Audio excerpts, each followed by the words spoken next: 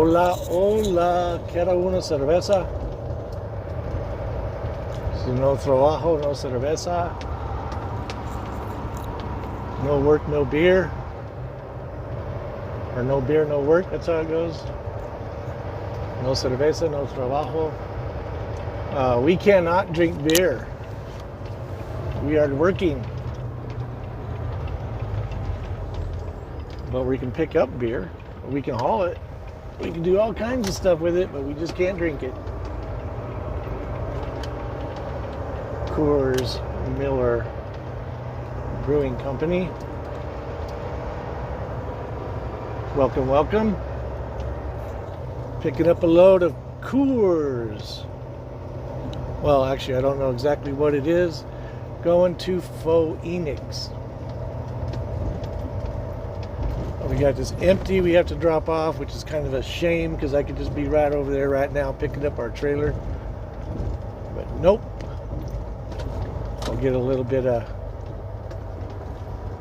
action going on how we do this.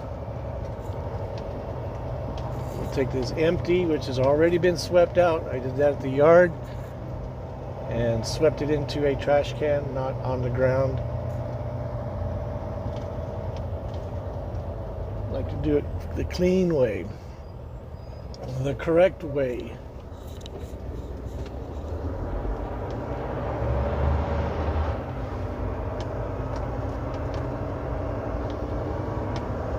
We go proceed to the check-in area.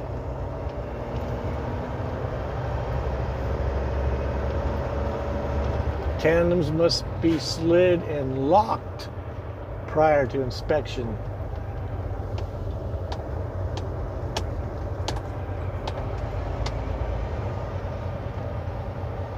Inspections actually go fairly fast, but we do have like 10 trucks in front of us.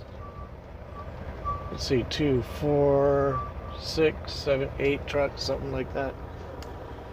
Anyway, let's slide our tandems. First of all, let's go on duty. No, I am not there yet. The computer asking me if I've reached Coors. On duty, accept. And the reason I said no is because it won't let me go on duty until I answer that.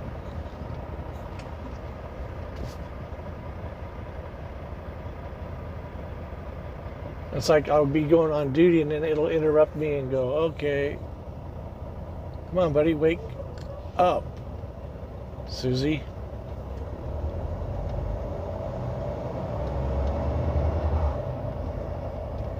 No dumping, you will be fined. There he is, under surveillance. Big government, we're watching you. We got eyeballs on you. Look at that camera right there. It's like facing straight down. All right, let's go do this.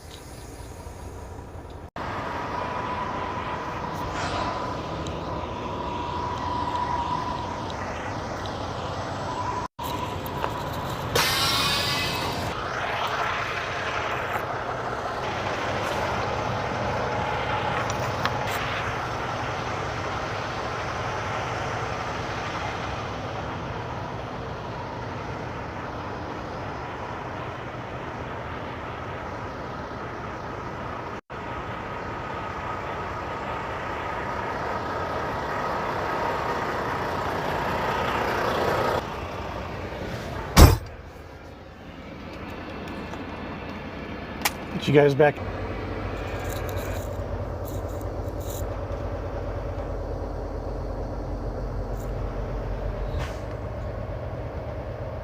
Was investigating his zero-experience son that's being... Okay, so what they'll do here is they overlook the trailer, make sure there's no damages along the rails. Is it structural, and if there's any issues, the trailer can collapse. So they do that, make sure it's clean, tandem swept back, and all that other good stuff.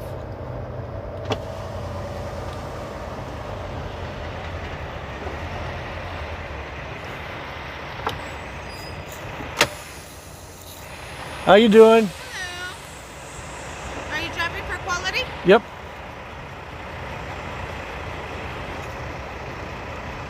Just gonna drop this and pick up a loaded one. Taking the loaded one? Yep. All right, come on over.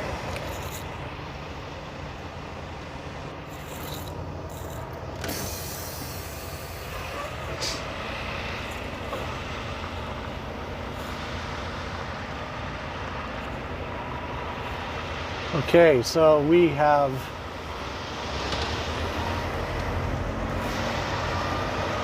a yard to drop it off at, and then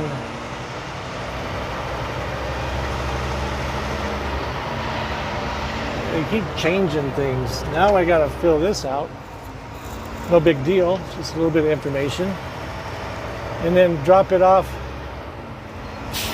with where I pick my paperwork up for the load that's leaving to go out with.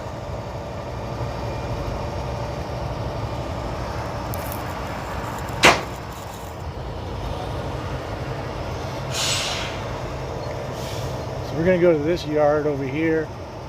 It says what spot number, but man, they don't have spot numbers. I'm just gonna throw a number up. We'll see what happens. You can't do that.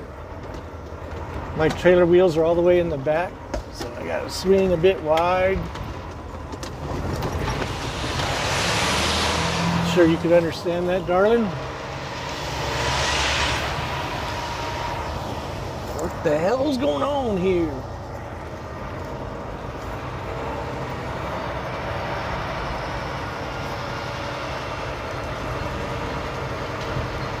Need some wheels? Well, they do got numbers. Numbers. They never used to. I like that one right there. EB002. It's gonna be right here. We'll just put it right in there. It's a put it right. Just put it right there. Ooh, that's a big hole. That is a big hole.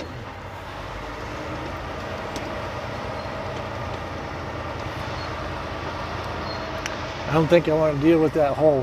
I think we'll go this one over here. EB013.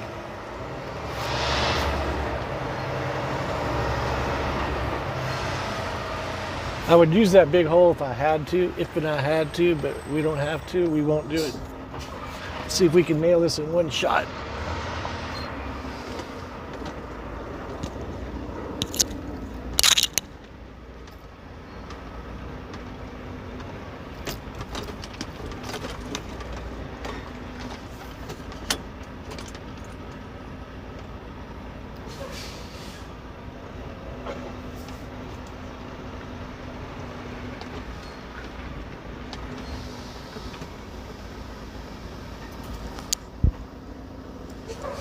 See if we can nail it in 2 shots. Sorry about that. Tripod falling over on us.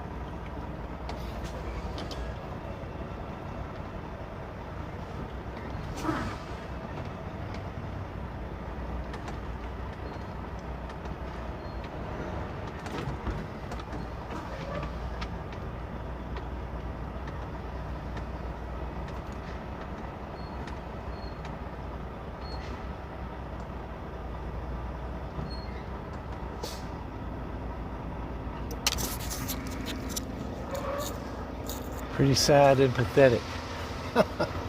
Those other trailers messed me up. You see they're sticking out so far. But that's what happens. You just keep doing it till you get her done. Of course, the wheels being slid all the way back changes everything too. The dynamics of the way you turn.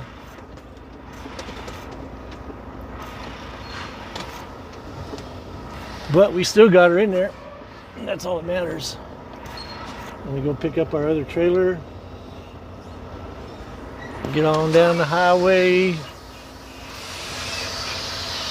EB, Eddie Bauer, 013. See you in a bit. Okay. Oh, gotta raise our... I dropped my airbags. What you do is you run your landing gear down. You don't bring them all the way to the ground. You leave like an inch or two before you hit the ground. And the reason you do that is because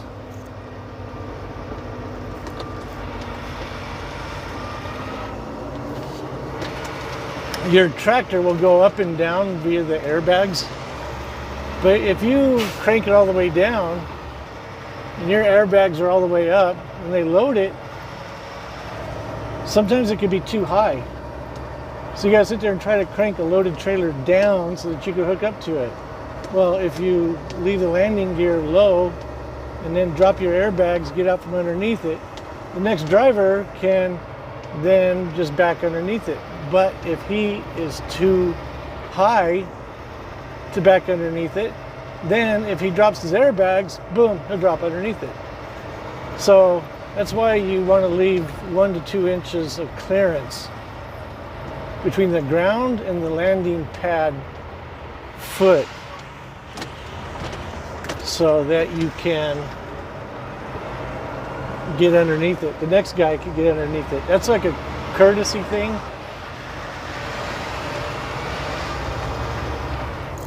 That another driver will do for another driver. What they should do. Of course, they don't always.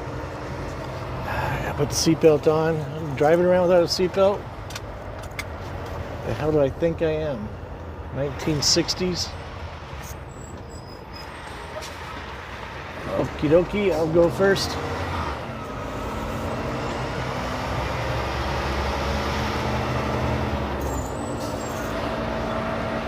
So we are looking for trailer 3721. That would be one of our latest trailers.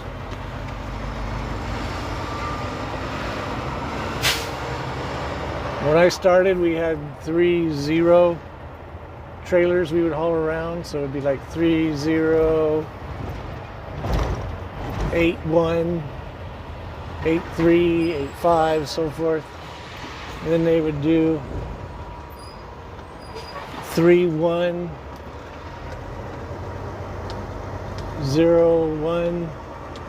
3111, 31, whatever, you know, all the way up.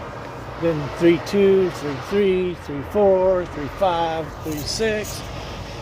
So we're at 37, so it's one of our latest trailers. Our tractors are even numbers, our trailers are odd fellows. So what we do now is we go out here, find our trailer, hook up to it, break the seal in the back, strap your load down, position your tandems where they need to be, and then go over here to the left of us. You'll see. And then we go sign in our paperwork. I'm going to take a chance and go this way.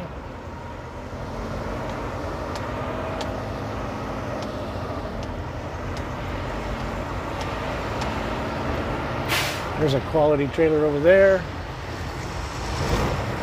Zip on down.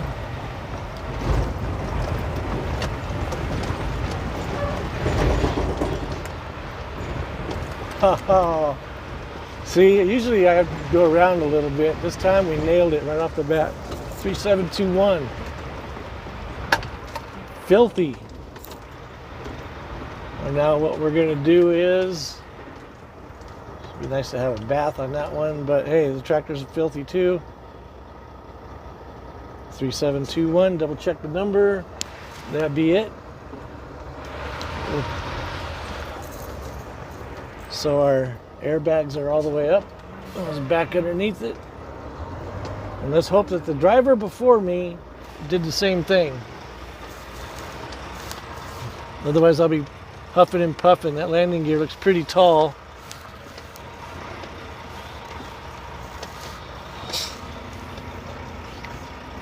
Yeah, you see, I gotta go crank it down. What BS. And it's gonna be heavy too. See you in a minute. Yeah, that was BS. I pulled underneath that. I should have probably filmed it, but it was literally like 10 inches high. And there's no way I'm gonna sit there and crank it down. You can't crank it on high unless it's empty. So you have to crank it on low. And it literally, I would be there 10, 15 minutes cranking that thing down. I'm like, screw this. So I went and there's a yard dog right there. But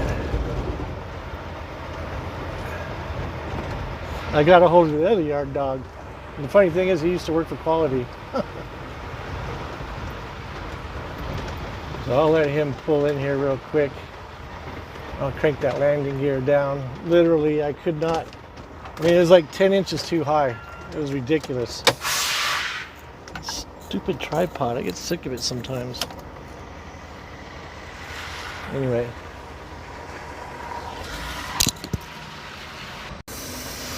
Let's try this again.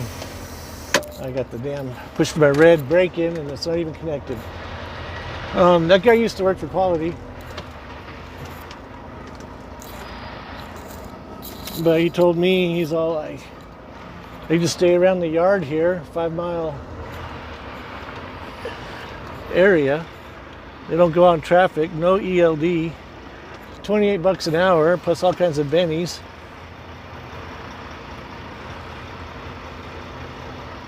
He's like, they'll hire you in a second, dude. And I'm like, yeah, well, I do have an excellent driving record. But that's not enough money. I know it is good money. 28 bucks an hour is good money, but I make 37, 38 when my wheels are spinning, so there's a difference right there. Anyway, let me get connected. Well, I'm already connected. Let me get pre-tripped.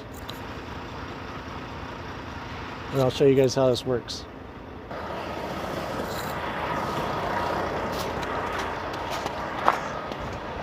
I still had to crank that a bit, but we got it up. A little bit winded. Kick the old tires. I don't think it'll work. Oh, it is working. So we might be able to slide right here, but I doubt it because of the ice. Oh, I forgot to hit my flashers. That's okay, we'll do it.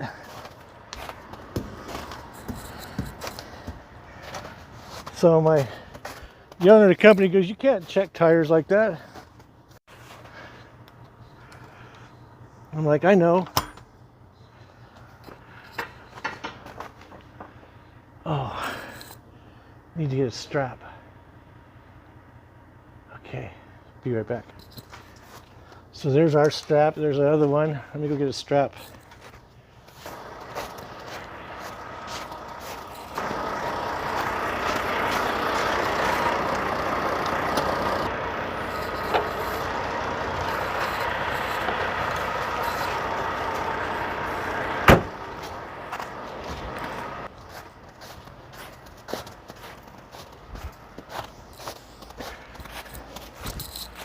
Somebody's gonna climb aboard.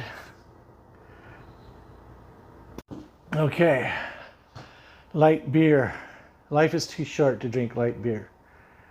I used to tell, and I still do.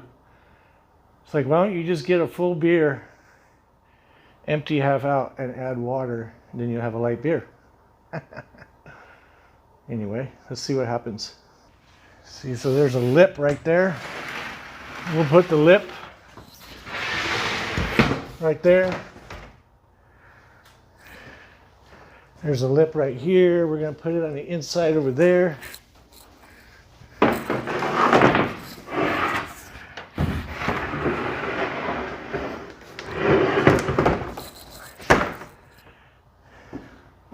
Like a this and like that.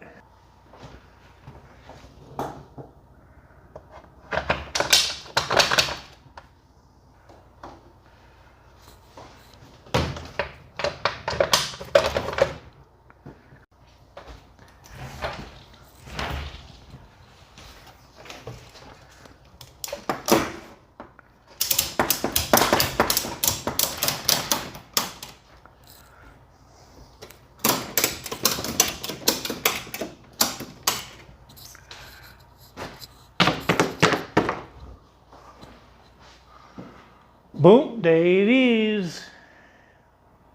Good and tight. Let's give it another grip.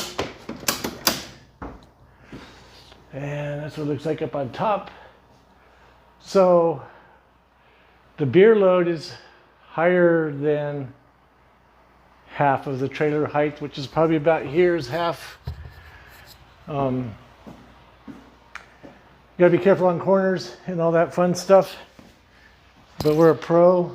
Axles need to come all the way forward. Close enough. Let's see where we're at. Always grab your seals.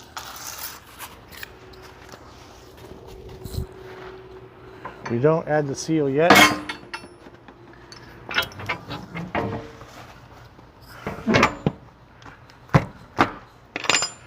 And let's see if we can slide her back. I don't think so, but I'm not worried about it. We got clearance from clearance, so we're okay there. Let's give it a whirl, girl. See what happens.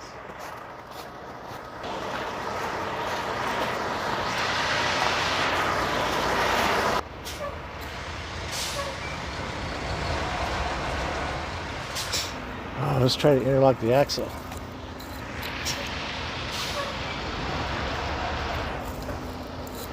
Take it forward a bit. The wheels are set. They're just sliding. Let's see. Let's get out here a little bit more, see if we can get it. I don't think. Okay, there's a tough spot right there. Let's see. Nope. Let's pull it out more. The wheels are stuck back there in the back. That seems like good enough grip. Let's see what happens now. There we go. Woohoo, hoo-hoo-hoo.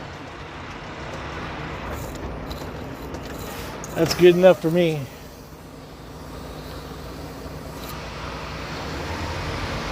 Okay.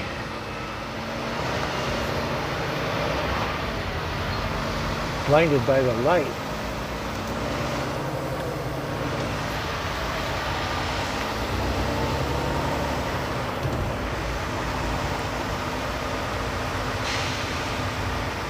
You know, my father used to drink Coors beer when I was a kid, and a little bit. He would ask us to go get him a beer, and of course we always had to open it and take a swig or two before we handed it to him, or shake it up, which is pretty whacked actually when you think about it. And I never really drank it when I was old enough to drink, I should say. But now that's pretty much what I drink, that MGD. Never drink MGD in a can. Oh my God, is that like horrible beer? But it's awesome in a bottle. A message in a bottle. Yeah, don't drink and drive. Cerveza no trabajo. If you drink beer, do not drive. Call Uber. I tell my kids $1,000 taxi ride is cheaper than a DUI. So I don't care how much a taxi costs. Get one. Okay, where are we going with this load? It is going to Mesa, Arizona. Mesa! Suburb of Phoenix. Let's go see what happens.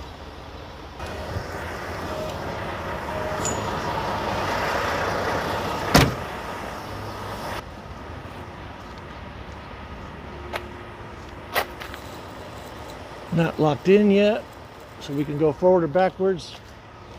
See what. Oh, wait, the yellow form. I forgot.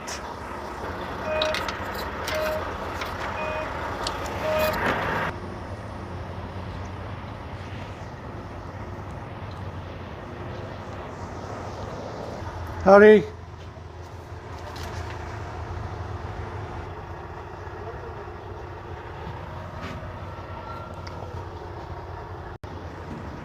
Okay. So we're all good here, she says.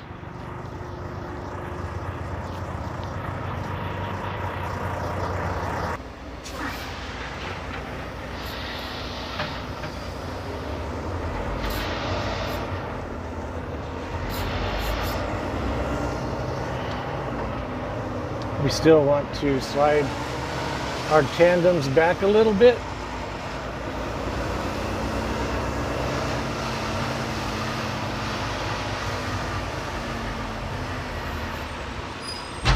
There. Did you hear that? That's cheating. What you do is you hit the brakes a little bit hard, and then the trailer brakes grab and do the sliding. And I know it wasn't going to slide very much. What I actually should have done was come to a complete stop, a complete stop, and then hold my trailer lever and then go forward or backwards, depends on which way I wanted it to go, until she stopped and clanked, and then we're good to go.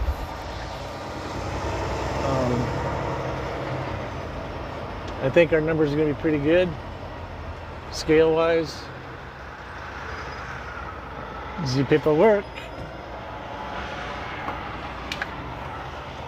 You don't want to wait in line, so I won't make you, but I'll do it for you.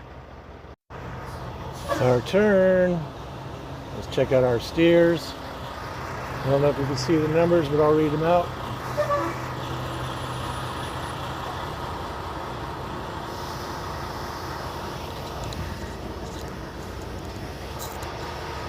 So 13,020 pounds.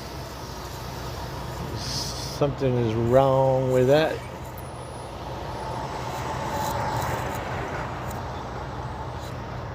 We're going to have to slide up further.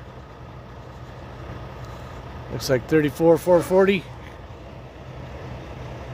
I have to slide my axles all the way up. In Colorado, you can go 36,000, so we're still legal.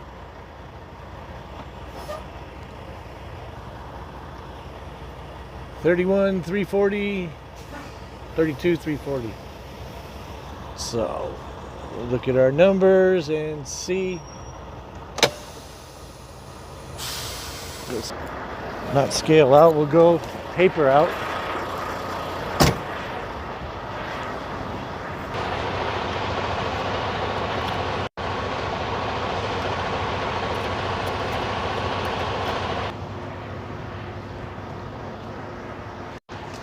While he's doing that, we'll just slide our axles up a bit. So I'm in the 5th hole. I can go up 4 holes, which is 300 pounds each. So let's change that. We'll change this to beer.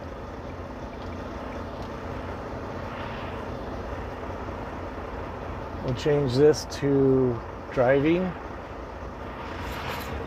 And we're off.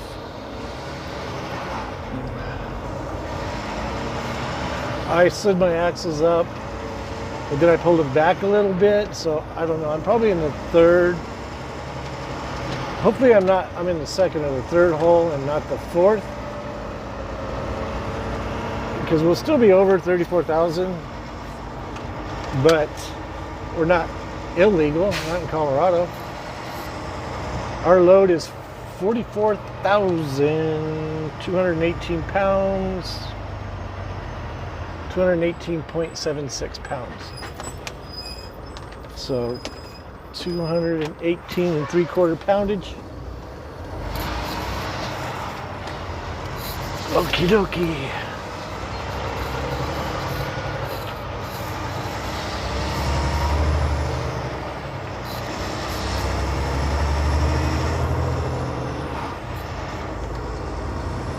That's what you call a beer run.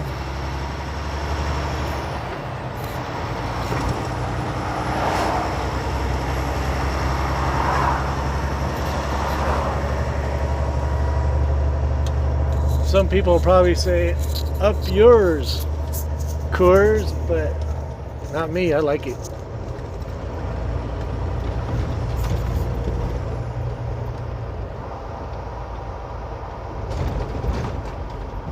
Oh, man. I gotta hit the brakes hard.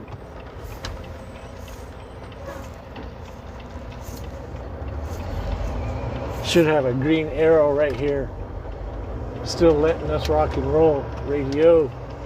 So that's a beer run from the Coors Brewery, Golden, Colorado. Look at the brown haze, the Denver brown cloud. Emission monitor. They say the air coming out of the exhaust pipe of this tractor is cleaner than the air going in it. That's what they say. That's what the owner of the company told me. He told me a few things, and that truck knows how to shift better than you. For fuel mileage, but it's a gutless wonder when you let that happen. Literally gutless wonder. I go, just because you fell for their spiel doesn't mean the truck knows better than me. But you believe what you want to believe, go on and do it. So, let's set the cruise control on, set, drop the distance warning, there we go. So, they have a bunch of pictures, and it's happened more than once. And it's usually eastbound, like Denver East, 70 East. See all the warnings and the flashing and slow down, slow down. That's us doing 66. Then they got curve tightens and they got truck leaning over because a lot of truckers picked up beer. We are now at 40, just in case some of you guys are freaking out. 43 now. But this is not our first rodeo hauling liquid or beer, gold and liquid. Okay, y'all, there's a semi and the road's ending. Eventually I'm going to force my way over. You couldn't just change lanes even though you got room. Oh, now, there you go. Wonder what's going through your brain whilst you drive. I wonder what they're making right over there.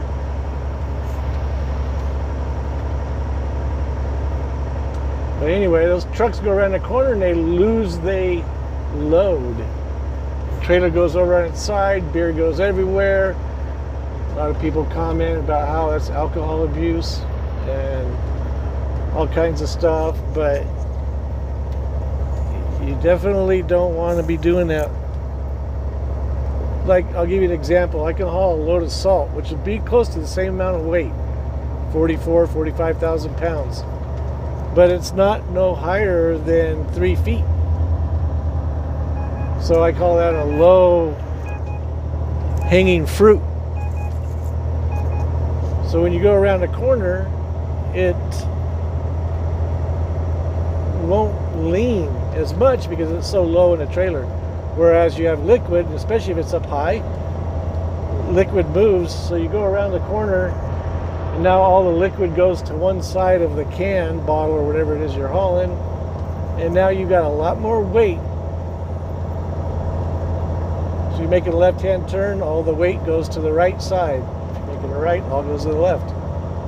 So pretty soon you end up rolling your trailer and losing your load. So you don't do that with liquid loads. Anyway, this windshield definitely needs to be cleaned. There's a lot of dust on that inside. Not a lot, but plenty. We'll have to clean it. We'll get over there to the house. We're going to do a 34-hour break, Grand Junction, and then head to Moab and the reservation to get to whatchamacallit, Mesa, Arizona. Right here, this bridge right here, just after the bridge is where that dude came barreling down the mountain. A poor kid that didn't understand English. Somebody gave him his license. They're the ones that should be held accountable for that, I think. Right there, right to the left of the bridge, is where he plowed into people and killed 4 of them. You know, he come from another country. They go, oh yeah, here's a license. Go drive big rig, and then they send him up into the mountains, the Rocky Mountains. Are you flipping crazy? They did, and look what happened. So somebody needs to be held accountable for that. I mean, him too, but who gave him his license when he didn't understand English? You know what I mean? So the problem started right there, because had he understood English, he would have seen the runaway truck ramp. It never would have happened. That's how I look at it. He was only 23 years old. He's just a kid. A lot of people probably disagree with me and hate him. And I can understand why, but he was clueless. You know? But then again, they say ignorance of the law is no excuse, but, you know, he had no training, and they gave him a license. They should be held accountable for giving him a license. Anyway, I could rant about that forever. Sorry, the sun's in your eyes. We will end this video. Call it a good one. I hope you liked it. I was picking up a load at the Coors plant. A lot easier than doing it at Budweiser. Budweiser, you could be there for hours. I don't know if they do preloaded. I think they do.